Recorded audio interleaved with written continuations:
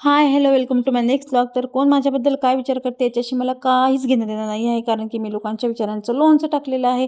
म्हणून मी माझी लाईफ बिंदास जगते. तर आज मी गेलेली होती स्किन स्पेशालिस्टकडे, कारण की शिवमयी झाल्यापासून आणि माझ्या काही कारणामुळे माझ्या चेहऱ्यावरचं पिगमेंटेशन जातच नव्हतं.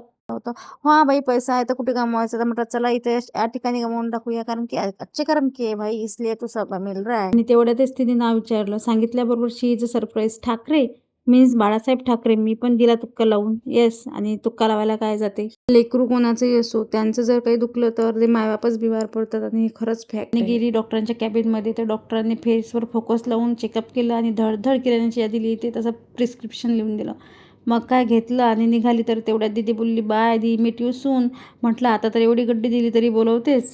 अँड विदिन 5 मिनिट्स मी निघाली घरी यायसाठी, कारण की शिव आईकडे झोपलेली होती. लगेच रिक्षा मिळाली आणि रिक्षामध्ये बसली. तर हा जेंट्स बघा कसा बसलेला होता. आणि माझे जेही जेंट्स लोक व्लॉग बघत असेल त्यांना रिक्वेस्ट आहे की जर तुमच्या बाजूला लेडीज बसलेली असेल तर प्लीज तिला कम्फर्टेबल फील व्हावं द्यायचं, असं बसायचं. हा जेंट्स बघा कसा बसलेला होता. रिक्षाबद्दल जर तुम्हाला माझं ओपिनियन पटलं असेल तर प्लीज लाईक, फॉलो, शेअर नक्की करा. Bye, meet you soon.